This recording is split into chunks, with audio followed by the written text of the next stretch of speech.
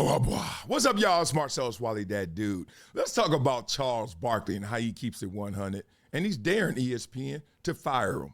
He's daring ESPN to not let him land the plane like he wants to into retirement. So he got a lot to say about the people up there, about the company at large. So let him say it. Let him take it away. Speed it up a little bit, though. Let's go. When I was at ESPN, they offered me 2 different radio national shows. And I said, I don't want to talk about LeBron James every freaking day or Brett Favre or Aaron Rodgers or all the bullshit you got to talk about. I don't want to do that every day. Now you're going to ESPN. And you've been critical of ESPN, particularly their coverage of the Lakers. What are your thoughts as this is your last season heading over? Now, we all know that ESPN is a jukebox, and there's nothing wrong with a jukebox, especially the new ones, those digital ones. You ever been out lately? Seen those? Those are fresh. But the point is, it's the hits. They play the hits, and that's why they're #1 worldwide leader. Well, some people don't want to hear the hits. They want to hear the B-side. Let's go, Bark. Yeah, Dan, I'm not going to change. I'm going to do what I want to do. Nobody's going to tell me what to say or what to do. I thought I get upset. They're like the Lakers are contenders. I'm like, no, they're not. No, they're not contenders. Kendrick Perkins, who don't know his ass from a hole in the wall. He's like, the Lakers are contenders. Lakers are contenders. And I said, they're not contenders. And and clearly, if you lose in the first round, you're not a contender. But I'm not going to change my personality. Ain't nobody. They can't fire me. I make too much money to get fired. So they can't fire me. First of all, they fire me. They got to pay me for 7 years, and I'm gonna quit way before then. But if they want to fire me, I would love for them to do that. Think about that, and that's real. I mean, coaches in the NFL kind of feel that way as soon as they sign. Not all players. Some players have felt that way. Deshaun Watson, some of those guys who got those large guarantees or fully guaranteed contracts. Point being, as soon as you sign it, you're like, in NBA, my toe hurts. I said my toenail. Do what you want to do. That money is mine, right? And then a lot of times these coaches I know, man, it turns into golf money. Oh, they want to fire me? Go ahead. I got a 6-year contract. I'll golf. I only coach 1 year. I golf for 5. I'm going to keep this money. Some of them go back and negotiate so they can keep the money and still coach at the new team. But the point is, once you sign these guaranteed contracts like you do as an announcer, broadcaster, that is your money. And so Charles Barkley going up there, he signed a 10-year deal a few years ago. So now he has 7 years remaining. He walks up to ESPN and says, dare you. And because he's thinking about retirement, he's not like Stephen A. or anybody else up there. They're thinking about their next deal. Like, soon Stephen A. signed 5 years, 100. He like, do the math. I'm still going to be working, so let me still be in good favor with these people. Barkley like, I'm about to retire. So this money mine, regardless. Y'all want to take it? Good luck.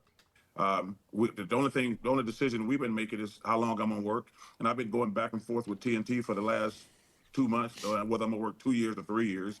But if I really wanted to, I could stay for 7 years, which there's no chance of that happening. Zero. But I have made it. I'm making a decision whether I'm gonna stay 2 years or 3 years, but it's more likely 2 years. But if they're gonna fire me, they'd have to pay me for 7, which they're not going to do, because I make too much money. So I'm not worried about getting fired, and nobody at ESPN. Okay, now, I don't know. Is he retiring because he repeats himself now? We in that phase of life? No, stop. You just said this. Don't tell me what to say or do, period. Your stuff with Shaq is great. Like, and people think like you hate each other, right? But but it does seem like would you work with Perkins? Like, you and Shaq have a great thing, and Kenny, obviously, it's a greater show. It ain't even close. ESPN shows have sucked for years, and will you work with Perkins and Stephen A. and all those guys? Is that how it's set up? How's it set up for you guys? The countdown shows he's talking about, they're pretty bad. Well, that's one thing that's been very interesting and frustrating for me. We actually don't have any idea how this thing is going to work. We have no idea how much we're going to work. We don't know who we're going to work with. So that's, to be honest with you, that's actually been one of the most frustrating things, and one of the reasons I hesitate to sign off on the deal. We've been fighting behind closed doors. I'm like, I'm not taking no job, and I know how. Number one, the most important thing is how much I'm going to work. That's been my biggest gripe, to be honest with you. Like, well, how much am I going to work? I mean, the notion that I'm gonna work more as I get older, that's just not gonna happen. That part.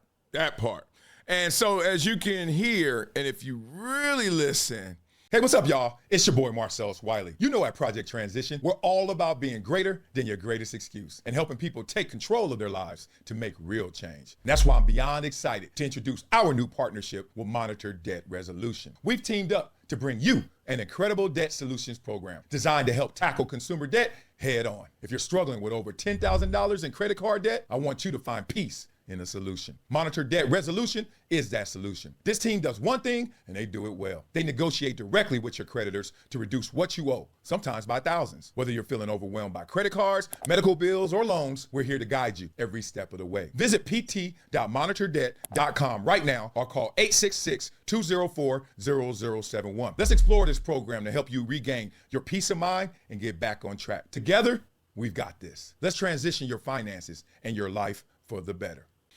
As much pull as Charles Barkley has in terms of, look, I got to sign off on the deal, I got to do the work, etc., there's still some unknowns about the situation.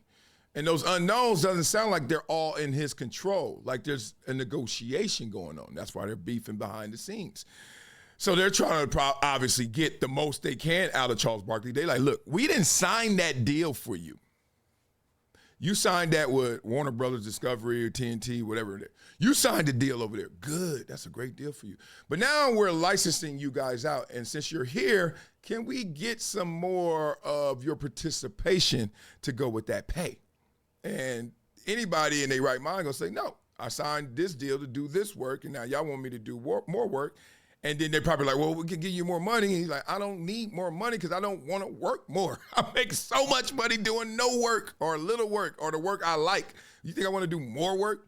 And then it doesn't help that I think some of your shows, quote unquote, are clown shows.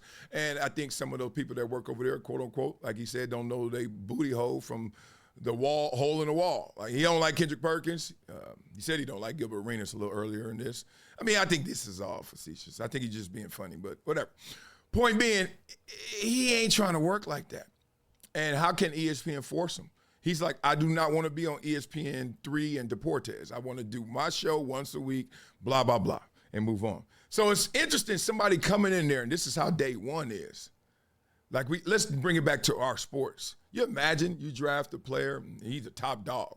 Or Cooper Flagg, who's coming out number 1 this year, or whoever's supposed to, Cam Ward. And they come out and they like this. I do what I want to do. Like kind of how they painted Shedeur. Like imagine if Shedeur was the number 1 overall pick. Like imagine if he was that talented, that good, graded that high, whatever that is. That they were like, prohibitive number 1. We know he cocky, arrogant, he rapping, he got money, he got videos, but you see him throw a football. Okay. He was coming out thinking like this John Elway. Imagine that. And then he go in there first day, he like, look, Kevin, come here. Hey, Kevin, check this out. What time is practice? Kevin like, oh, well, I think we're going tomorrow, 9 o'clock first session, 1:30 the second session. He's like, put them together and make it later. I've seen one player, I told y'all about Junior Seau story before when he came in there and coach was like, all right, see you guys tomorrow at 8 o'clock. And Junior said, 8 o'clock? He said, Coach, I'm not lying. Coach Mike Riley said, 9 o'clock? Right there, 9 o'clock? We were like, oh, Junior running this thing. So there's a lot of ways you can skin that cat. And one of the ways that Charles Barkley's trying to skin that cat is basically saying, I'm not doing nothing I don't want to do.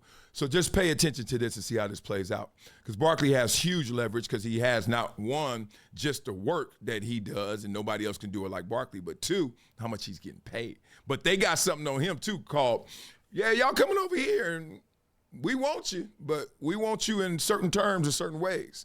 Let's see how they negotiate that out. All right, so you know what we do on this show, boy, when we see issues like this. I want to keep it smooth. I'm in that spirit right now. It's a lovely day. It's a Mother's Day. Happy Mother's Day to all you moms out there, even baby mamas. You know what I'm saying? Give them all the love because probably you got the little one with you. Ain't that what the stats show? So let's get into this. Let's flow, boy. Oh, what's the king? You made one with this one. Oh, this is beautiful. This is heavenly. Man, play this at my funeral. Hey, this is called Chuck Don't Care. Let's go get that thing. Yo, it's Chuck with the smoke. Got a mic and a grudge. Told ESPN, fire me. I wish you would, Judge. I'm rich, I'm fed. I don't need your stress. Only thing I'm trying to do is work way less. Came through swinging. I'm back on the block. You ESPN clowns. Y'all a Disney knockoff shop. Got Perk on the air, sounding like he half sleep. Talking nonsense daily. A troll on repeat. I dare y'all to fire me. Chuck don't bluff. Try and boss me around. I'm calling me tough. Ain't no leash on the legend. Y'all goofy as hell. You be barking on ESPN like go ring that bell. Ooh, Y'all got too many shows, too many fake debates. Stephen A. yelling, Perk doing hot take fakes. Ooh, I'm a grown man, ain't no puppet strings. Say what I want, when I want, about anything. Oh, try to tell him do more, Chuck laugh like nope. TNT my squad, y'all barely the soap. Ooh, that's nasty.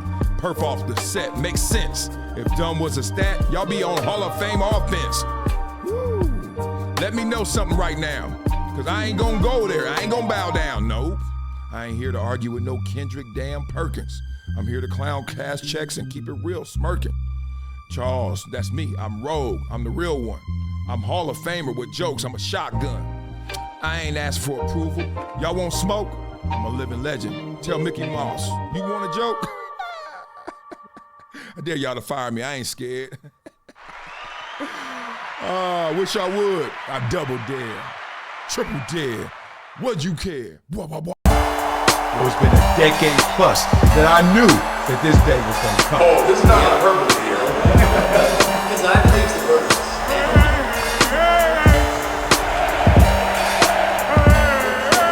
Time to hydrate. Hydration's the situation, so.